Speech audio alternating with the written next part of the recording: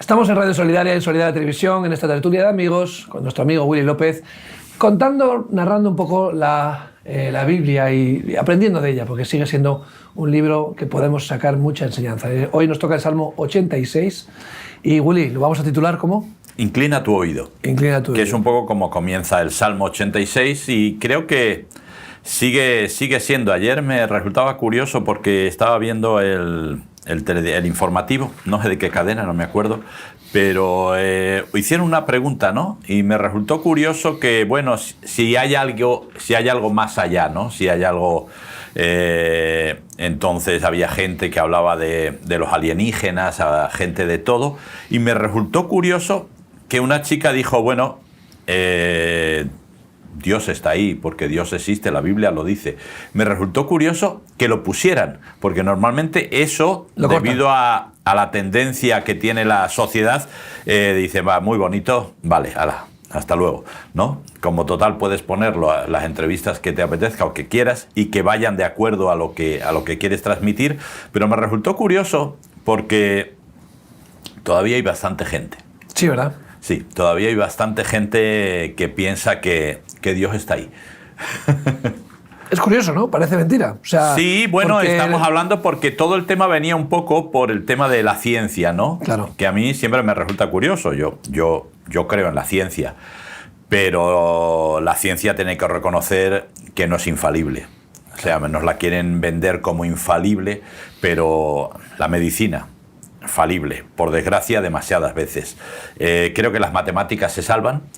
Sí, bueno, pero están todavía descubriendo muchas cosas, ¿no? Y las matemáticas, porque bueno, lo que hay es lo que hay, pero de lo que sabemos, ¿no? Luego, la física en gran parte sí, pero hay otra parte que, volvemos a lo mismo, sí que están descubriendo un montón de cosas y el resto de ellas... Pues eso, y luego ya cuando me hablan de ciencia, cuando me hablan de paleontología, me hablan de todas esas tipo de cosas, pues me resulta curioso que podamos llamar ciencia a algo de lo cual no se pueden hacer ensayos empíricos, es decir, en tiempo y lugar. Entonces, perdona, es lo que tú crees, lo que tú piensas, es lo que te dicen los indicios. Pero si en este país los jueces tuvieran que condenar a la gente por indicios, la mitad estábamos en la cárcel. Sí. Pero los jueces lo hacen por hechos. Entonces la ciencia, para que yo creyera en ella 100%, me gustaría que trabajara con hechos, pero hasta hoy en día, hasta donde yo sé, no lo hace. Es decir, nos venden y cuando es Science, revistas muy famosas, sacan artículos, sacan ensayos, sacan cosas, y hay ensayos que sí, pero son ensayos donde creen que han llegado a un lugar, y otros ensayos que dicen que puede pasar. No, señores míos, ustedes trabajan con un tanto por ciento alto de fe como yo. Lo curioso es que a veces esos artículos o esas te sitúan a los creyentes como los frikis, los que creen en aliens. Sí, somos analfabetos. Sí, en el chupacabras. Yo me considero ilustre ignorante. Ilustre ignorante. Claro, a veces eso. te sacan a uno que un terraplanista, un negacionista y un creyente. Los meten en el mismo saco, ¿no? Claro. Es como cuando hablan de los cristianos, ¿no? Como una especie de amalgama general de cristianismo, no todos son iguales y te mezclan pues ortodoxos, católicos, protestantes, los testigos de Jehová, las diferentes ramas de cristianismo, que es enorme y es muy vasto, y no es que todos los cristianos son iguales. Bueno, pues no todos los seres humanos somos iguales, ni todos los cristianos somos iguales, ¿no? Pero bueno, a veces es como un poco de manera de marginar, ¿no? Esta gente, estos colgados, ¿no? Que creen en cosas, en Enrique Jiménez, ¿no? En la nave del misterio. Estos son esos frikis que creen en el amigo invisible, como le llaman ahora a Dios, claro. Papá Noel, y cosas así, ¿no? Y te lo dejan como... Entonces, lo que no me gusta es que te anulan como persona por el mero hecho de ser creyente, ¿no? Claro. Como ahora se está anulando a personas por el mero hecho de ser hombre, o ser heterosexual, o ser de un signo político, ¿no? Es que tú eres de este partido, entonces ya tú quedas incalificado, ya, o sea, descalificado, ¿no? de la sociedad, ¿no? Y es muy fácil, te ponen una etiqueta. Sí. Y te ponen en el lugar donde te quieren. Y tú, oye, Jesús no tenía etiquetas y nosotros no tenemos etiquetas, porque las etiquetas, la verdad, que son bastante... Al final, se te ve el plomero, ¿no? Sí, no, esta es la realidad. Lo que se tiene que plantear la ciencia, que quiere llevarse el bombo y platillo de cómo funciona la sociedad, es darse cuenta que la ciencia ha crecido, la ciencia ha adelantado, es verdad. Sí, mucho. Pero la sociedad va peor. Lo siento mucho, va peor. Tenemos más casos de cánceres, aparecen nuevas bacterias y nuevos virus que desconocemos y que diezman el planeta en 3 meses. Es decir, hay un montón de cosas y la ciencia no está ayudando. Sí, o sea, te sacan noticias, ¿verdad? Y es curioso porque cuando te sacan una noticia de algún adelanto científico, significa que la normalidad es bastante pobre. Por eso sacan las noticias. Sí. Si algo es noticia es porque es excepcional. Entonces lo normal es que no pase nada, que no se haga nada. Yo siempre he dicho que un país, para mí,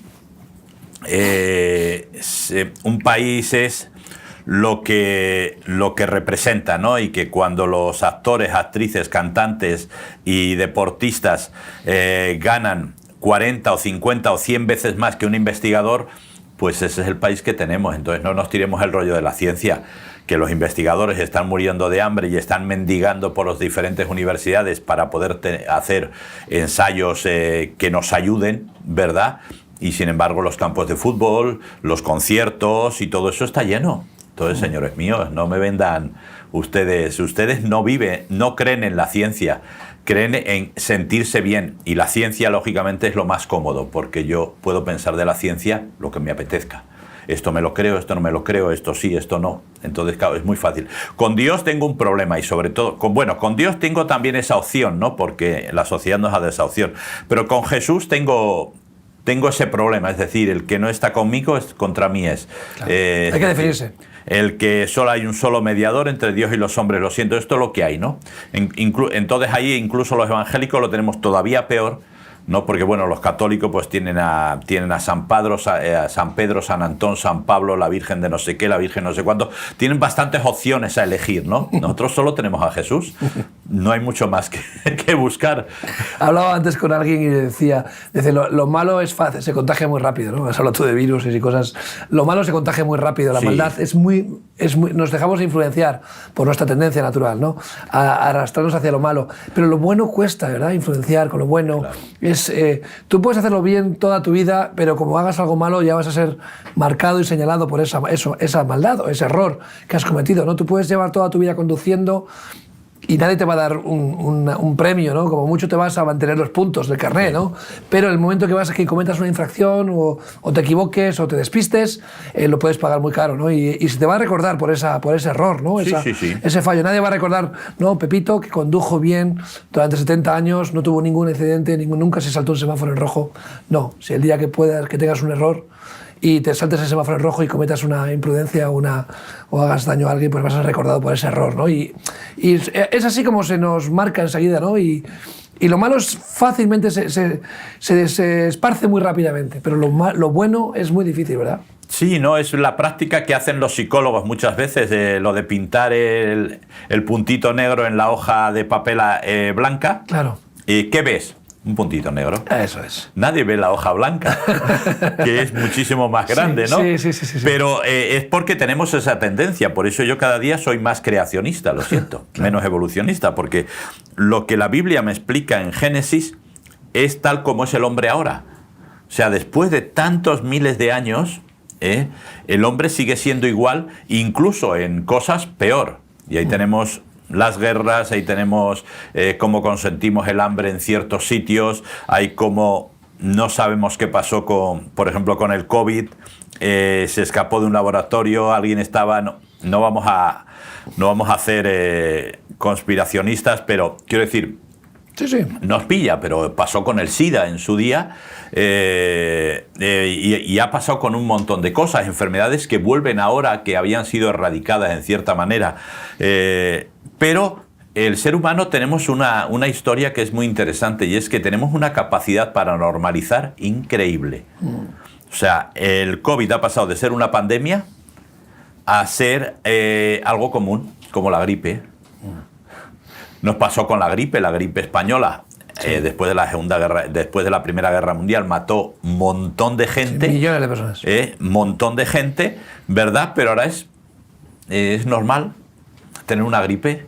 Sí, como mucho, un día o dos en la cama y un poquito de... Claro, entonces al final, ¿cuál es el peligro? El peligro es que cualquier cosa que nos quieran vender, consiguen que la normalicemos. Sí, sobre todo lo malo. Sí, sobre todo lo malo, ¿verdad? No, lo bueno no, por eso yo digo, celebramos Halloween, que no sé qué tiene que ver con nosotros, para nada, pero nadie celebra Acción de Gracias, por ejemplo, que viene del mismo país, hasta donde yo sé. Viene del mismo país, pero incluso la gente se burla de Acción de Gracias. O sea, cuando estamos agradeciendo que otros que supuestamente veníamos a conquistarlos, se tienen misericordia de nosotros y en un invierno cruel nos traen alimentos para que podamos subsistir. Y eso hicieron los indios nativos americanos con los colonos británicos que llegaron a Estados Unidos en el Mayflower. Es decir, pero eso no, que es gracias, no, es mejor brujas y no sé qué, y esto y lo otro, y caramelos y dulces, truco, trato, a ver si... En vez de gracias, truco, trato, es decir, tenemos esa capacidad, ¿no? Entonces, tenemos esa capacidad. De vez en cuando hay que darle gracias a Dios, como por ejemplo todo lo que pasó ahora en la Dana de Valencia, la cantidad de voluntarios y de gente que se volcó y sigue volcándose. Lo que pasa es que ahora ya son anónimos, sí, porque ya no salen en los informativos, pero que siguen volcándose, siguen yendo allí gente que no conoce, como os pasa a vosotros, la ONG Remar, que estando allí ayudando todavía a los damnificados, ¿verdad? Pero eso no es interesante. Entonces, de repente pueden pasar en Estados Unidos 20 cosas buenas, pero hay un tiroteo y en los informativos va a salir el tiroteo. Claramente. En la información, una mala noticia es una gran noticia. Hombre. Eso está claro. Aquí el salmista, Willy, está diciendo: inclina tu oído, oh Señor, porque encuentro angustiado. O sea, Señor, hazme caso, ¿no? Claro. O sea, y a veces vemos que solo lo malo, estamos hablando de las cosas malas en la vida, hace que reaccionemos, ¿no? O sea, solo cuando nos pasan cosas malas nos acordamos de Santa Bárbara cuando truena, ¿no? Claro. O sea, pero realmente es así. O sea, somos tan pues, simples. La verdad es que este salmo me gusta mucho, porque aunque parece que es igual, es decir, el salmista quejándose y esto y lo otro, pero aquí hace el salmista una mezcla que es súper interesante. Y hay una queja, es verdad, pero a la vez hay un reconocimiento de quién es Dios y lo que Dios hace, ¿no? Y la realidad es que sí, de todas formas, ya el proverbio lo dice: Señor, no permitas que sea rico para que no me olvide de ti, ni que sea pobre para que te maldiga, manténme con lo justo, ¿no? Pero claro, lo necesario es bastante complicado. Subjetivo, ¿no? Sí, es bastante complicado porque hay mucha gente que lo justo es... y para otros pues van más ahí van más ahogados. Sí, más ajustados. Entonces con poquito vas bien, ¿no? Hay gente que dice ese es el chiste o la anécdota que se cuenta mucho, ¿verdad? Del matrimonio que tenían dos hijos, uno era pesimista y otro era optimista, ¿verdad? Y llegaban los reyes y había que comprarle algo, pero eran muy pobres, así que ¿qué podían comprarle? Dice, bueno, pues mira, el mayor, que es muy pesimista, vamos a comprarle un reloj bonito que sea.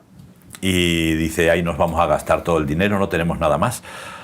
Así que fueron, lo compraron y de vuelta, pues, dice, ¿y qué le regalamos? Y se encontraron un estiércol de caballo seco, ¿verdad? Y dice... Esto es una imbecilidad, es una guarrería, pero que por lo menos tenga algo, ¿no? Que no se quede solo. Y entonces, pues nada, así se lo pusieron a la cama, los dos ya estaban durmiendo. Temprano en la mañana se levanta y el mayor lleva su reloj en la muñeca y dice, este reloj que va a marcar mis horas, está acercándome a la hora de mi muerte. Y los padres se quedaron y de repente el pequeño sale por allí corriendo con su paquete, con su estiércol y corriendo todo contento y los padres dicen, pero ¿cómo estás contento con lo que te hemos regalado? Tendrías que estar enfadado. Y dice, no, que estoy buscando al caballo. Entonces quiero decir... El vaso medio lleno. Claro, entonces quiero decir, depende de quién es, con quién hables, pues es muy subjetivo. Y la sociedad lo que nos ha llevado, por desgracia, es a no reflexionar y a tener una serie de cosas que cubrir o de necesidades que cubrir, ¿no? Entonces, principalmente el ocio. Principalmente el ocio, es decir, no lo tenemos que pasar bien. Y toda la generación que viene nueva, que viene detrás de nosotros y todo, su principal es eso, es bien. Las necesidades de comer y una vivienda que muchos dicen, tampoco me lo planteo porque sigo viviendo con mis padres, 40 años, pero ahí estoy bien. Mi madre me lo hace todo, así que no tengo ningún problema, pero con eso me conformo, ¿verdad? Entonces, las preguntas que siempre nos hemos hecho nosotros, quién soy, de dónde vengo, a dónde voy, pues esas preguntas ya se han perdido. Esas preguntas que llamamos existenciales, ¿verdad? Ahora, bueno, ¿qué voy a hacer el fin de semana? Botellón, concierto. O sea, son preguntas como carpe diem, ¿no? Así es. Viviendo el presente, claramente. Y nos preocupamos de lo cercano. ¿Qué le pasa aquí al salmista en el Salmo 86? Que está preocupado por su presente, pero que sabe que tiene un Dios grande. Entonces eso es la gran diferencia de con otros salmos, que el salmista se queja y se queja y se queja, y como mucho los dos últimos versículos le dedica algo bonito a Dios, ¿no? Aquí no, aquí es cada vez que hay algo y dice, y me responderás y estarás conmigo y me escucharás porque tú eres grande, porque tú eres Dios entre todos los dioses, etcétera, etcétera. O sea, es un salmo muy bonito. Es un salmo de David, además. Se atribuye a David este salmo. Claro, porque... Y tiene esa riqueza de la experiencia, de las vivencias, ¿no?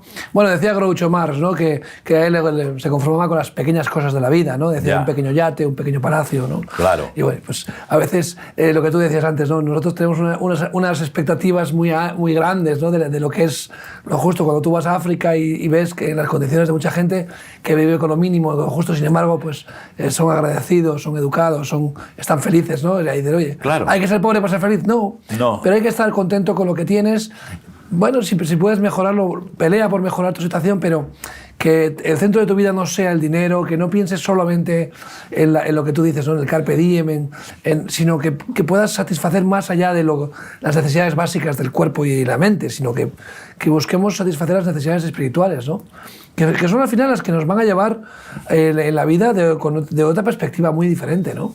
Claro, es que... Porque este cuerpo envejece, o sea, claro. Y hoy en día lo que es muy importante para este cuerpo hoy, para mañana dejará de ser tan importante. Claro, no, hombre, yo por ejemplo, fíjate, a mi edad ya en cualquier momento vas bien, bajas un escalón, pum, te da un tirón, pues ya vas un poco cojeando, pero sigues yendo, ¿eh? Claro, sí. Entonces es importante, pero por eso fracasan, por ejemplo, tantos matrimonios. ¿Por qué? Porque vamos al matrimonio esperando que mis necesidades sean cubiertas, claro. En todos los sentidos, emocional, sexual, de todo tipo. Cuando la otra parte no cubre mis necesidades, pues hago dos cosas. Una, o me la busco por otro lado, o la más honesta para mí es le dejas y le dices, mira, no. Pero la realidad es esa, es que no estás cubriendo mis necesidades. O sea, en realidad... He perdido el interés. Sí, no. Sí, muchas veces es así. Tal vez nunca te he querido, ¿no? Sí. Es decir, en el sentido de un amor profundo, sin condiciones. Entonces, pero bueno, cubrías mis necesidades, entonces me parecía interesante vivir contigo. Como ahora ya no las cubres, pues simplemente lo tenemos que dejar, ¿no? Y es un poco a veces también como se acerca la gente a Dios. Es decir... a ver si Dios cubre mis necesidades. Y a veces la gente religiosa especialmente pues dice, bueno, pues Dios va a cuidarme, Dios me va a proveer, Dios va a hacer esto, Dios va a hacer lo otro. Y no me planteo que en toda relación hay dos partes.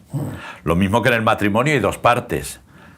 Él tiene que cubrir las necesidades tuyas, pero tú tienes que cubrir las necesidades de él. Claro. Es decir, es una parte. Y eso lo haces, si lo haces pensando en algo que vas a recibir, entonces ya no es amor. Entonces lo haces simplemente porque le quieres, punto. Él Entonces, que él no corresponde, pues simplemente se lo dices, ¿eh? Y le digo, oye, mira, esto es, ¿no? Entonces, pero yo estoy sola sosteniendo este matrimonio, entonces así no funciona. Tenemos que ser los dos. Entonces, esto es importante y es un poco lo que el salmista dice. A ver, estoy pasándolo mal. Hay enemigos que vienen contra mí. Hay enemigos que quieren incluso matarme, ¿verdad? Pero Señor, yo sé que tú estás ahí. Yo sé que tú estás ahí, yo sé que tú me vas a responder. ¿Por qué? Porque siempre respondes, ¿eh? Y habla de su misericordia y habla de un montón de cosas que Dios tiene hacia nosotros. ¿Cuál es lo que notamos en David, en el salmista? Que conoce a Dios. Y el gran problema es que la mayoría de la gente que dice que cree en Dios no conoce a Dios. Entonces tiene un concepto de Dios de lo que Dios le puede dar, de lo que Dios puede cubrir y no nada más. Pero estamos hablando de una relación y esto es una relación de amor, un amor diferente, lógicamente, pero es un amor. Por lo tanto, tenemos que trabajar los dos juntos. Si no, hay algo que no va a funcionar. Claramente, porque cuando uno tiene a Dios como ese recurso de decir, bueno, yo no pierdo nada, ¿no? Voy a misa, voy al culto, tiro mi oración allí, enciendo una vela, echo una ofrenda, lo que sea que los rituales nos hayan enseñado a hacer, ¿no? Y no pierdo nada. Es como decir, oye, yo por lo menos lo he intentado, ¿no? Como el que va a una iglesia y dice, pastor, ore por mi hijo que está enfermo. Dice, ya es el tercer pastor que visito, a ver si alguno de ustedes ya acierta, claro, una vez, ¿no? Acierta, ¿no? Sí, a ver si ya le dan con la clave, ¿no? Y bueno, igual es un poco así como tratamos a Dios, ¿no? O sea, claro, tengo un problema, me acerco a él, bueno, no pierdo nada por intentarlo y si no lo soluciona, bueno, ya está, me voy a busco otra solución, ¿no? Busco otras alternativas. Cuando realmente uno que tiene que construir una relación personal con el Señor y sabes y conoces y has vivido cómo Dios te ha sacado de apuros, cómo Dios te ha ayudado, incluso ha permitido que pases por circunstancias difíciles para fortalecerte y perfeccionar su amor en ti, ¿no?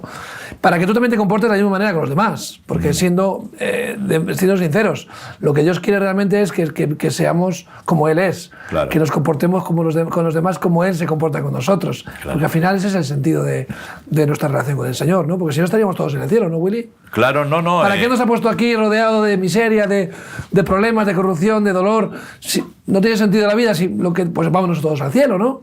Pues no, es que algunos están deseando el arrebatamiento, ya, que venga, tan insistentes, pero tienes una labor que hacer, hay mucho que hacer.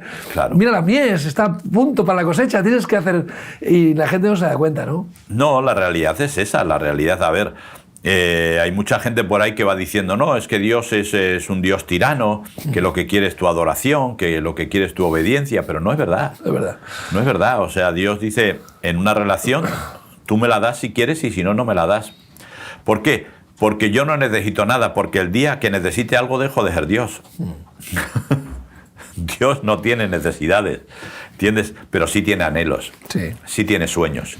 Y uno de sus anhelos y uno de sus sueños es que el ser humano tenga una relación buena los unos con los otros. ¿Y de dónde van a nacer? Porque de nosotros no nace. Y lo demostramos, o sea, tú puedes tener un amigo fantástico y un día hace algo que a ti no te cuadra y ese día cruz y raya, o sea, se acabó. Ya tú para mí, como se dice, has muerto, ¿no? Y funcionamos así. No vamos ya a ver las cuestiones de guerra ahora en el Congo, etcétera, etcétera, en los diferentes lugares. El ser humano tenemos la capacidad de ser muy mala gente, muy mala gente. Con lo cual es muy difícil que nos llevemos bien con los demás, a no ser de que tengan algo que nos interese, ¿eh? Entonces esto funciona así, y ahí tienes a muchos ricos que hacen fiestas, allí va todo el mundo, todo, pero el día que es pobre, no vayan, allí ya no aparece ni el tato, no queremos nada contigo, ¿no? Y esta es la gran diferencia, es lo que quiere Dios. Dios no quiere, no. O sea, yo le doy mi adoración porque quiera, yo le doy mi obediencia porque quiero, simplemente, pero Él no me la pide. Él da. Y luego tú recibes. Y si quieres dar, das. Pero donde Él quiere que volquemos sobre todo es en la humanidad. Es en el ser humano. Es que... Porque es lo que tiene sentido. Claro, es tiene decir, sentido, eso es. Entonces, lo que pasa es que hay gente que se pasa. Por eso, a mí cuando me hablaban de la vida monacal, pues lo siento, yo no me retiraría nunca a un monasterio. Yo no me retiraría nunca a un monasterio porque estoy perdiendo la esencia. Vale, sí, supuestamente estoy con Dios, estoy ahí, Escúchame, mi oración, que a veces no sé dan qué, ganas. Tal y como está el mundo, a veces dan ganas de decir, mira, iros a la porra, yo me voy a buscar Claro, a mi Dios sí. y tal, y a entrar en esa especie de nirvana. Pero eso es absurdo. Cuando somos luz, Claro. tenemos que estar en la oscuridad para poder brillar. Es que no queda otra, ¿no? Y demostrar que somos la sal de la tierra. Porque si no, la palabra es clara, la sal que no sirve para salar es echada fuera, ¿no? Sí, hay y que pisada tirarla. por los animales, ¿no? O sea, es que no entendemos que el propósito de ser hijos de Dios es que nos comportemos como hijos de Dios, que vivamos esa fe del día a día, ¿no? Pero claro, estamos acostumbrándonos, estamos asimilando una vida secular, rutinaria, una vida normal, dentro de lo normal. Ya. No somos malas personas, no hacemos daño a nadie. Y luego los domingos, pues cada uno practica un culto religioso, ¿no? Yo creo que le falta un componente un poco más, ¿no? Hombre, tenemos que ver, quiero decir, cada momento de la vida tiene opciones y tenemos que buscarlas y a veces tenemos que anhelarlas. Es decir, porque lógicamente siempre se ha dicho, ¿verdad? Si quieres que se haga un buen trabajo, busca un buen trabajador. No busques nunca un vago, no buscas nunca un parado porque no lo va a hacer, porque por eso está parado, porque no quiere moverse, ¿no? Entonces, si no busca a alguien bueno, y ese te lo va a hacer. Entonces, aquí ocurre lo mismo. A veces decimos, es que no pasan cosas, pero es que Dios está esperando tal vez que nosotros anhelemos que pasen cosas. Eso es. Porque es tiempo, es tiempo. Yo lo siento mucho con todo, pero la sociedad en la que vivimos necesita algo diferente. ¿Por qué? Porque vamos a peor. O sea, yo lo siento mucho, vamos a peor. Las cosas no mejoran, las relaciones no mejoran. Entonces, mucha gente se mantiene a lo largo de la semana con pan y circo, es decir, dependiendo algo, mientras estoy entretenido o estoy trabajando para ganarme el pan, pues voy bien. Pero claro, llega un momento que tengo que enfrentar mis situaciones personales. ¿Qué hago? Pues no quiero. O sea, no quiero. Me asusta mirarme dentro, claro, para ver cómo está, ¿no? Si no, entonces, bueno, vamos a mantenernos fuera, vamos a mantenerlos entretenidos y así funcionamos, ¿no? Entonces, el salmista aquí está planteando una situación de, bueno, ¿qué hago cuando lo estoy pasando mal? Y es una situación muy interesante. Porque dar gracias a Dios por las situaciones difíciles es a veces parece algo incomprensible, ¿no? Que uno pueda dar gloria a Dios, ¿no? por las persecuciones, las dificultades, cuando hay enfermedad o hay muerte o hay pérdida. Dar gracias a Dios en todo momento, ¿no? La Biblia es clara, dice, dar gracias a Dios por sí, todo. Eso ¿no? nos enseña Tesalonicenses. Claro, dar gracias a Dios en todo. En todo, y que el gozo del Señor sea nuestra fuerza, ¿no? Que el gozo está mal entendido. A veces pensamos que el gozo es el disfrute, la alegría. No, el gozo es la confianza en Dios, es saber que estoy en Dios. Claro. Otro es el goce. Eso es el goce, es diferente. Que está bien. Que está bien. Que hay momento para todo. Unas buenas chuletillas asadas, es una gozada. en buena compañía, pues es una gozada. Pero no es el gozo. El gozo del Señor es nuestra fuerza, ¿no? Y mantenernos, ver que todo tiene un propósito, que Dios está por encima de todo, que está en control. Que creo que es lo que está haciendo el salmista, ¿no? Al final está diciendo, tú estás en control, tú estás por encima, tus obras son mejores que cualquier obra, tú eres el Dios por encima de todos los dioses. O sea, creo que a veces, jolín, reconocer a Dios en los momentos difíciles, decir, Señor, tú estás en control. No como un mantra, no como un mantra de repetición, sino pero dar por hecho, confiar en Dios, en que Él está en control, que incluso en los momentos difíciles, en los momentos duros, Él tiene un plan y tiene un propósito para con nosotros, ¿no?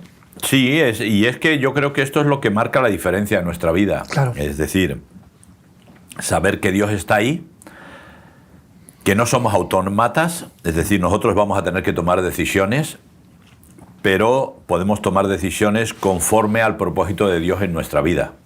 Y hay propósitos más específicos que tenemos que buscarlos a lo largo de la vida, pero hay propósitos generales. Y el amar a la gente, por ejemplo, es un propósito general. No hace falta que nadie te lo diga. Hablar de lo que creemos, que es lo que Mateo llama la Gran Comisión, es un propósito general, no hace falta que nadie te lo diga. Claro. O sea, cuando tú estás contento, cuando tú estás viviendo una buena experiencia, la hablas con los demás. Es decir, bueno, y hoy en día, pues claro, por eso la gente sube todo a Instagram, por eso la gente se hace tantos selfies. ¿Por qué? Porque quiere compartir con los demás momentos que para él son buenos, que para otros pueden parecer una auténtica tontería, pero para él son buenos y los comparte. Entonces, a veces los únicos que nos callamos somos los cristianos, cuando tal vez tenemos algo que compartir más interesante y más importante que esas cosas. ¿Por qué? Porque afecta a mi vida eterna. Eso es algo que es curioso, que la sociedad ha conseguido un poco acallar, y es que es el concepto de vida eterna. Es decir, vivimos, morimos, pero después hay otra vida. ¿Y dónde la vamos a pasar? Va a marcar la gran diferencia.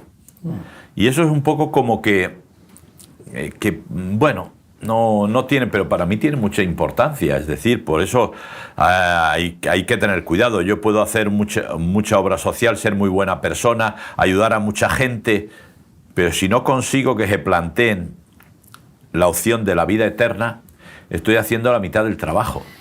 Claro. ¿Por qué? Porque seguramente ya no los voy a volver a ver después de la muerte, ¿no? Entonces, por eso aún así todavía nos tratamos de conformarnos. No, mi madre desde el cielo me ve, mi padre desde el cielo me ve. Es decir, tratamos de consolar, de que eso sea un consuelo, pero es que no sabes realmente dónde está tu padre, dónde está tu madre. Es decir, ¿por qué? Porque nunca te lo has planteado. Tal vez lo más interesante sería que te los plantearas, ¿no? Y el salmista aquí, siempre volvemos a lo mismo, lo que hace el salmista aquí es plantear cosas. Plantear problemas, plantear soluciones. Plantear problemas, plantear soluciones. Que creo que es súper interesante, ¿no? Sí, claramente. Por ejemplo, dice el versículo 14, dice: oh Dios, los soberbios se levantaron contra mí y conspiraron, de violentos ha buscado mi vida. Y no te pusieron delante de sí. Mas tú, Señor, Dios misericordioso y clemente, lento para la ira y grande en misericordia y en verdad. Qué bonito, ¿no? O sea, mas tú, ¿no? Señor, tengo obstáculos, hay problemas, hay dificultades, tengo adversidades, pero tú tienes misericordia, tú eres bueno. O sea, de verdad que darle la gloria a Dios en los momentos de difíciles es ver el problema desde otra perspectiva, ¿no? Cambiar un poco el autocompasión, el padecerse de uno mismo. Al final eso no te lleva a ningún lado. Sin embargo, mirarlo de una manera proactiva, positiva: Señor, tú estás conmigo, ayúdame, confío en ti, sácame de este asunto o ayúdame a superarlo. Y te da otra perspectiva de las circunstancias, ¿no?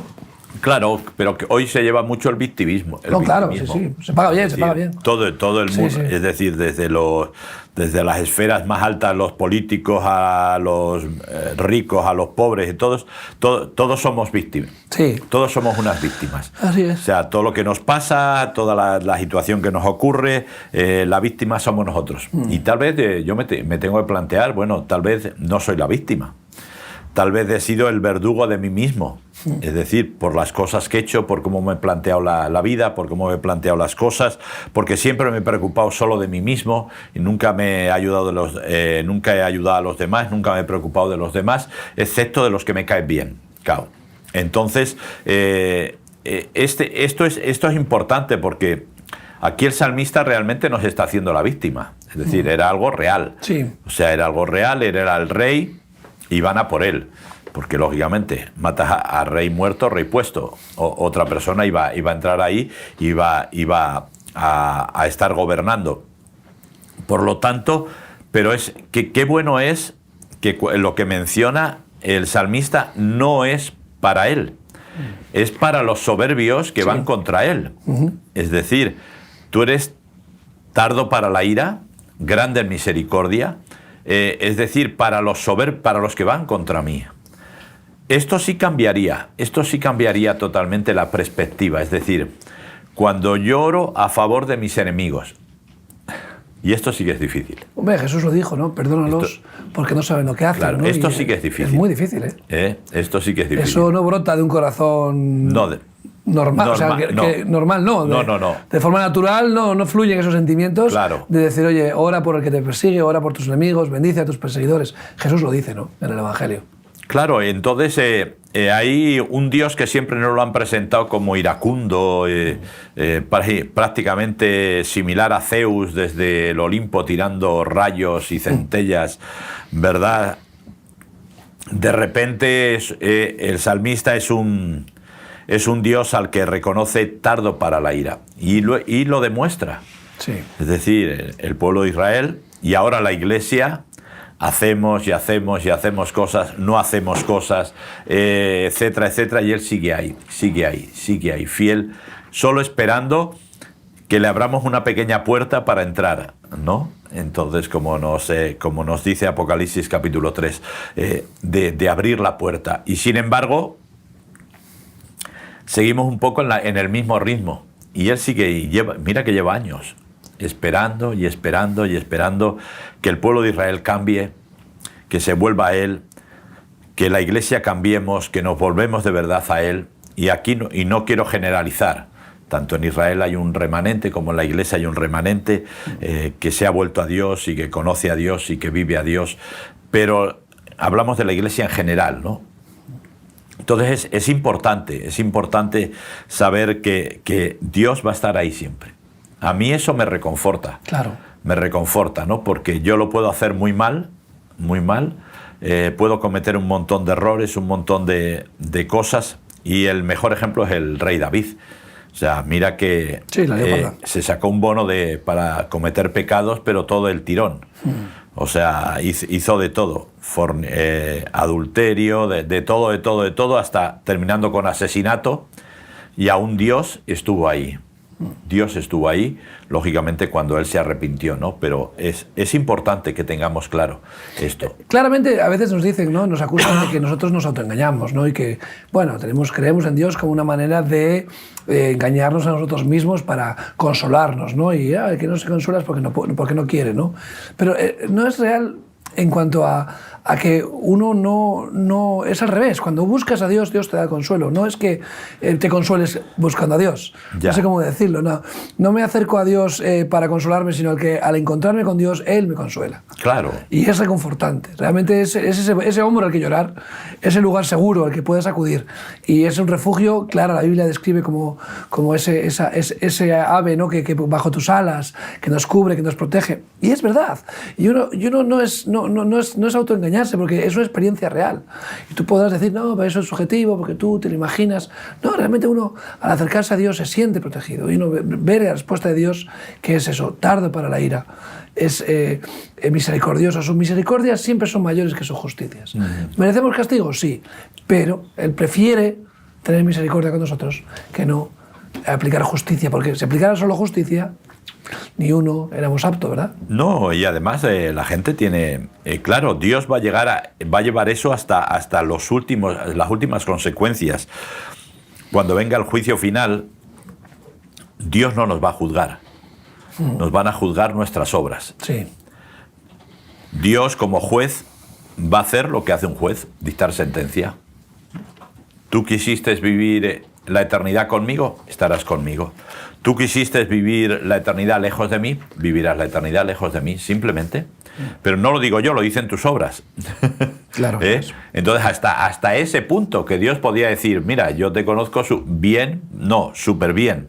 Te conozco perfectamente, yo sé lo que has pensado, lo que has hecho, lo que has dicho, así que directamente no vas a estar conmigo en la eternidad. Pero Dios no lo va a hacer así, simplemente va a decir, ahí está el libro de las obras, esta es tu vida, y estas son las que te van a juzgar. Entonces, lógicamente te van a juzgar tus hechos, tus dichos y tus pensamientos, tus intenciones. Entonces, esto funciona así, y esto es un poco, para mí es muy reconfortante por un lado y muy inquietante por otro lado. ¿Por qué? Porque, Señor, hice esto, fíjate qué bonito que hice esto, que ayudé esto, pero ¿cuál fue mi intención? ¿Por qué lo hice? ¿Para que me vieran? ¿Para ganar un puesto, un estatus mayor en la sociedad? ¿Lo hice simplemente porque lo hice y punto? No. entonces, esto va a ser importante y no funciona la buena obra del Boy Scout. Es decir, una en la vida o dos en la vida. No, es mi día a día. Es un tiempo en que mis dichos, mis hechos y mis intenciones quiero que sean de bendición para los demás, ¿no? Entonces, y lógicamente que sean olor agradable para Dios.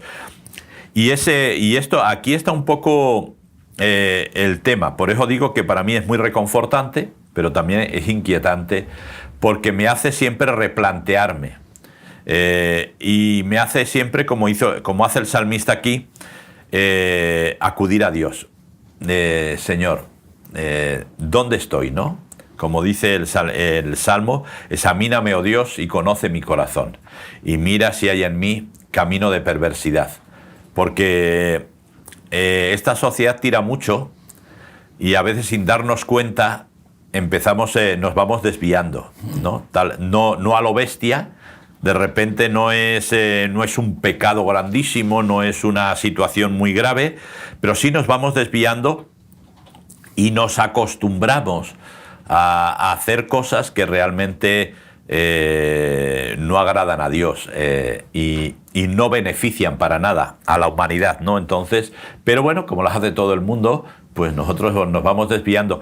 Y cuando ya nos acostumbramos durante tiempo a hacer este tipo de cosas, ya las hemos normalizado. Sí, las hemos absorbido, las hemos asimilado, normalizado, ya es algo que lo vamos llevando, ¿no? Incluso lo transmitimos a las siguientes generaciones. Por lo tanto, es muy peligroso que haya una disolución, ¿no? Que no diluyamos el mensaje y la palabra de Dios. Fíjate cómo termina el Salmo. Dice, mírame y ten misericordia de mí, da tu poder a tu siervo y guarda al hijo de tu sierva. Haz conmigo señal para bien, y véanla los que me aborrecen y sean avergonzados, porque tú, Señor, me ayudaste y me consolaste. Qué bonito, ¿no? Sí, no, pero fíjate que ahí volvemos otra vez a lo mismo, la misericordia de Dios, porque Él nos dice, y vean esto los que fueron contra mí sean muertos. No, sean avergonzados. Es decir, ¿qué es avergonzar? Avergonzar es que la otra persona se dé cuenta de que su actitud o de lo que está haciendo no es correcto, no es bueno. Eso es avergonzar, que aquí en español siempre decimos ponerse colorado. Ponerse colorado, es decir, eso es, pero no quiere ningún mal para ellos, sino simplemente cuando vean la mano de Dios sobre él, la mano de Dios sobre la situación, digan, ay, Dios existe, Dios está con él, ¿no? Y esto es importante, porque a veces la sociedad habla. Cuando Pablo estaba recogiendo leña en la isla y se le enganchó una víbora en la mano, la gente enseguida pensó y dijo, mira, es que claro, como es un convicto que lo llevan preso, a saber lo que será, y por eso la naturaleza incluso va contra él y una víbora le ha mordido. Claro, cuando dice que sacudió la mano y se soltó de la víbora, pues la gente dijo, Dios está con él, ¿no? Entonces, quiero decir, que tampoco tengamos que llegar a estos casos, pero que si algo tengan que decir de nosotros, no es que somos religiosos, que somos muy buenos creyentes, sino que Dios está con él.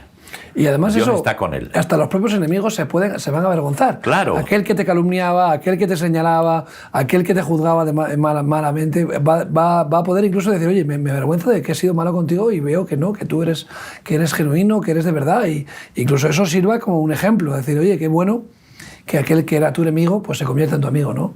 Que aquel que te perseguía se convierta en tu compañero, o por lo menos que sea alguien que vea en ti y pueda destacar, oye, algo tienes, quién eres, por qué tienes lo que tú tienes, yo quiero lo que tú tienes. Claro. Muchas veces ese ejemplo de ser luz, realmente hemos hablado de ser luz, es eso, mantenerte encendido en los momentos de oscuridad, ¿no? Y incluso aquellos que te quieren apagar, aquellos que quieren acabar contigo, sean avergonzados y puedan venir a la luz o contigo, ¿no? Qué bonito, porque Jesús habla de los enemigos, ¿no? Dice, oye, te pide, dale, si te dan en una mejilla, dale la otra, te pide una milla, tú pon otra milla. O sea, a los enemigos, no está hablando al prójimo, sino está hablando al que te agrede, al que te explota, al que te persigue, ¿no?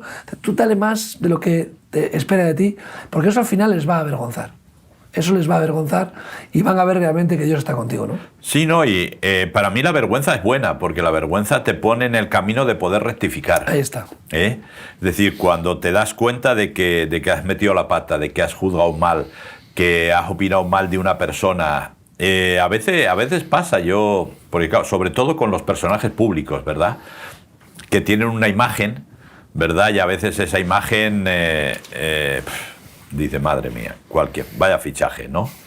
Y a veces luego tienes la opción de a veces de conocerlos, de ver en ciertas situaciones y dices, qué vergüenza.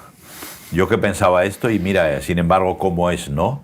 Entonces, y a veces, ¿no? A veces te da vergüenza porque pensabas bien de él y sin embargo es todo lo contrario, pero a veces como decían los indios, ¿no?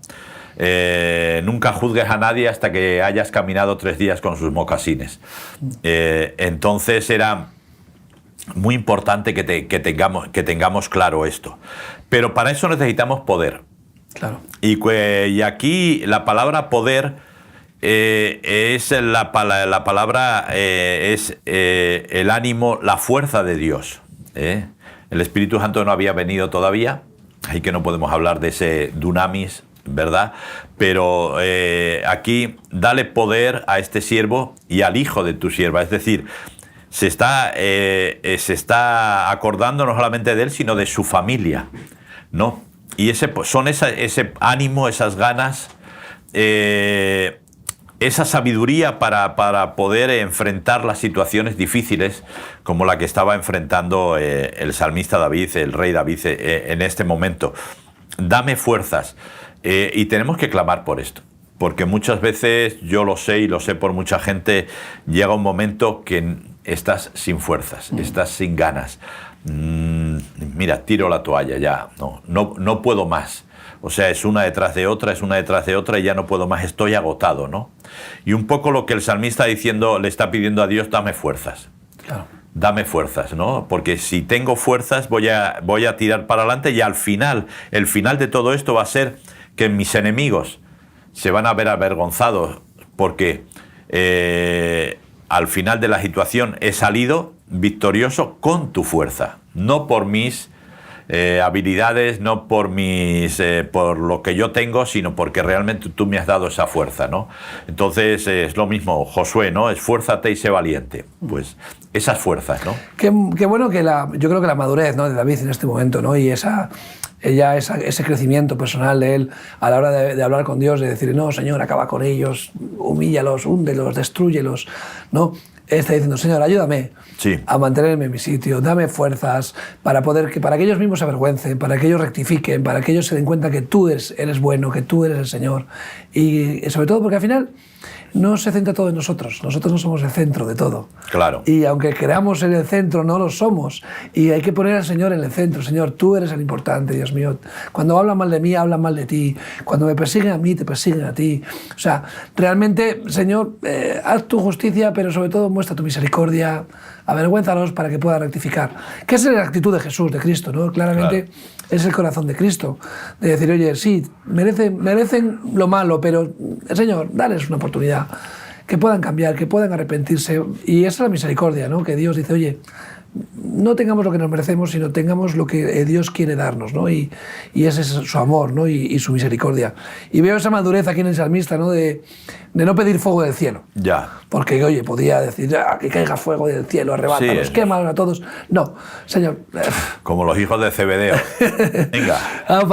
Pues, Señora, dame fuerzas, ocúpate tú de este problema, confío en ti, simplemente fortaléceme para que yo no desfallezca, para que no pierda el gozo. Ese poder es el gozo de la salvación, es la confianza en Dios, es mantenerme firme en mi lugar, pese a mis enemigos, y ocúpate de ellos, pero en el sentido de que ellos se den cuenta que tú eres el Señor, ¿no?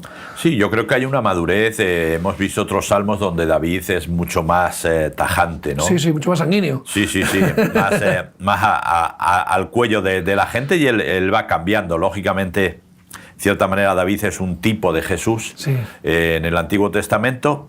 Jesús se sale, o sea, sí, pero, sobre todo colgado en una cruz. En estos destellos, ¿no? Yo veo a Jesús en estos destellos, ¿no? De los salmos, porque claramente David era hombre, pero veo estos destellitos de Jesús ahí en David, ¿no? Me gusta descubrirlos, ¿no? Cuando lees los salmos. Claro, cuando Jesús colgado de una cruz, sufriendo como no está escrito, con la corona de espinas, con todo lo demás, siendo el Hijo de Dios, viniendo para salvarnos, Señor, perdónales que no sabes lo que hacen.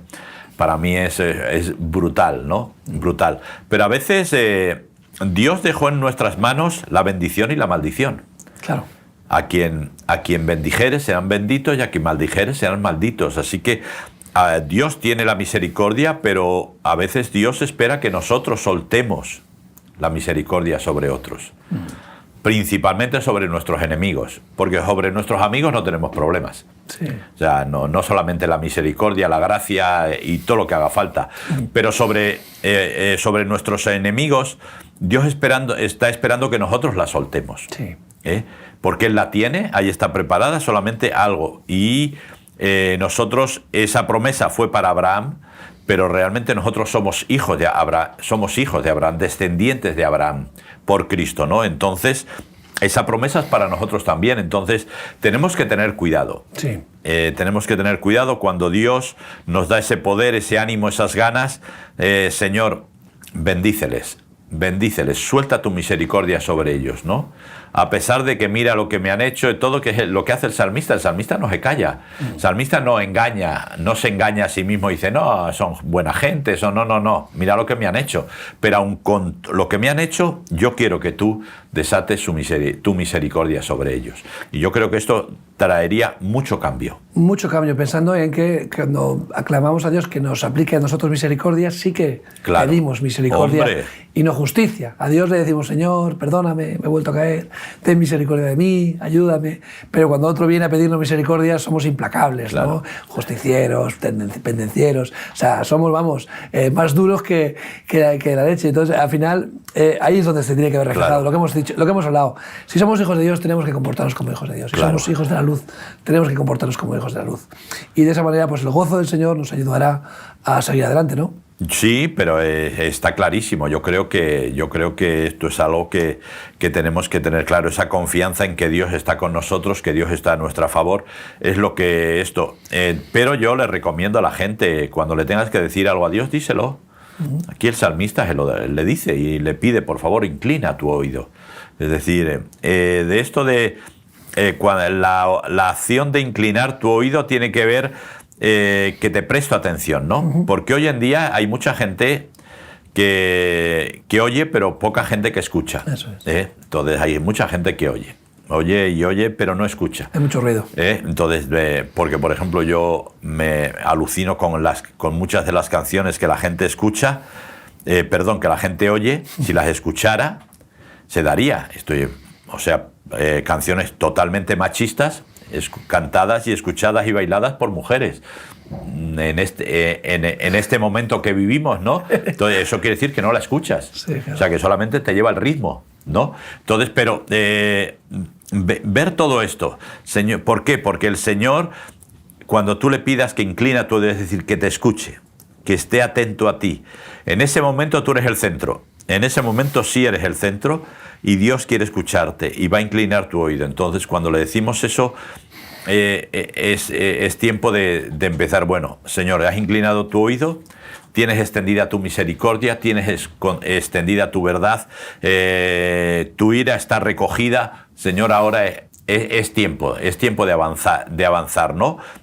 Sin esconder lo que nos está pasando, ¿no? Porque hay muchos cristianos que, ¿cómo te encuentras? En victoria, muy bien, hermano, todo perfecto. Mentira. Y tiene una cara que no se lleva ni en los mangos los paraguas, o sea, estás agobiado, estás frustrado. Díselo a Dios, ¿no? ¿Y por qué? Porque Dios está a tu favor, que es lo que el salmista realmente está resumiendo, ¿no? Dios está a tu favor. Así es. Gracias, Willy. Nada. Como siempre, Salmo 86... inclina tu oído. Eso le puedes decir a Dios claramente. Tú no necesitas a nadie, no necesitas un intermediario. Para eso está Jesús. Puedes aclamar, acercarte a Dios mismo y decirle, Señor, inclina tu oído,